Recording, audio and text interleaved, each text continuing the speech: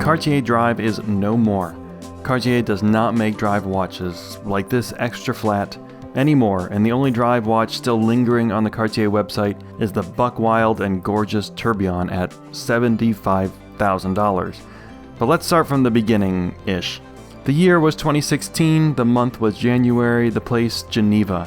It was a simpler time. To most people, Corona was just a type of beer. You could still buy a Vacheron Constantin overseas at retail, and cryptocurrency was a scam that only a few people knew about as opposed to now everyone. And at the SIHH trade show in Switzerland, one of the world's largest watchmakers announced an entirely new line. In January 2016, Cartier unveiled the Drive de Cartier, a new set of watches with an entirely new shape. The first Drive watches all use the same movement and the same design with either steel or gold cases and a light or a dark dial. And in the self-congratulatory echo chamber of the watch world, these new watches were a big deal. And maybe more importantly, people seemed to like them. It looked like that at least, or it did for a while. Cartier soon expanded the Drive line of watches, adding a dual time, a tourbillon, a moon phase, and in 2017, this watch, first as a gold limited edition, and then in 2018 as a regular production watch in steel. This is the Cartier Drive Extra Flat, and like most of the Drive watches, when it first came out, it made headlines. Well, watch blog headlines, but headlines. So why in the year 2022 did Cartier discontinue the Drive de Cartier line? Why after only 6 years in production did one of the biggest watchmakers stop making one of its newest collections? I'll tell you, I don't know, but I have some ideas. And maybe I can demonstrate my ideas with this steel extra flat watch, the WSNM0011. First, some facts about this watch. This Drive Extra Flat is 39mm across, just 6.6mm thick and 38mm long. That's right, it's bigger east to west than it is north to south. That's unusual and something I want to get into. The watch has 19mm lugs, 30 meters of water resistance, and weighs basically nothing. I didn't weigh it because you don't need to know the exact weight of this one, it's very, very light. When this watch debuted in steel, the list price was $5,600.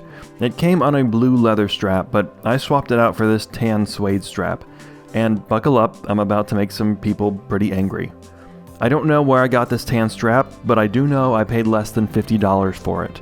Because in my weird but broad experience, I don't see the value in straps once you get past about $50. Maybe with a custom strap, maybe there, but $150 for a strap off the shelf? Nah, I don't think it's worth it, and now that I've made some new enemies, inside this Drive Extra Flat watch is the manually wound Cartier Caliber 430 MC. The movement is based on the super thin Piaget 430P. The lower tier Cartier movements are technically in-house, but for the most part they're not all that interesting or impressive to me. On my 7-inch wrist, this Drive is kinda big. At 39mm wide, you wouldn't think so, but there are a few factors at play here. First, this is a lot of dial, and a silver dial. There's just a lot of light being reflected here. You know how some people wear dark clothes because it's slimming? Well, same principle. And then there's the thinness. Because it's only 6.6mm thick, the watch somehow feels wider. It's just unusual how wide it is compared to how thick it is. And finally, there's the shape of the case. It's strange. Like I said, it was a totally new shape for Cartier, but I think the shape has some precedence. When I first saw this Drive watch, it looked to me like a variation of the Cartier Tortue. Now, I did a video on a platinum Tortue, and I still think about that damn beautiful small watch. Something about that design of that case, those proportions, the width of the bezel, the shape of the case, the lugs. I just think this generation of the Tortue is perfect. And then when I look at the Drive, there's something off. Something just doesn't quite look right to me. And I think that's one of the reasons the Drive is dead. It's subtle, but the shape and proportions of the elements just aren't up to Cartier standards, in my opinion, which no one asked for. First, there's the actual shape. It's not square, it's not round, it actually has 4 very obtuse corners, and it's not another traditional shape like a tonneau or a cushion, and again, it's wider than it is long. But I think the bigger reason the Cartier Drive is gone is that Cartier positioned these watches kinda strangely. From the beginning, Drive watches were marketed as refined sports watches, kinda. It's right in the name, Drive. These were supposed to have some association with sports cars, classic sports cars. Chrome and scars and leather gloves and shit, that whole aesthetic. But the Drive watches are straight up dress watches. No water resistance, no lume, fully polished. The only thing sporty about these is the size, I guess. So between the design of the watches and the somewhat confused marketing, the Drive always felt a little odd to me. And I think I'm not the only one.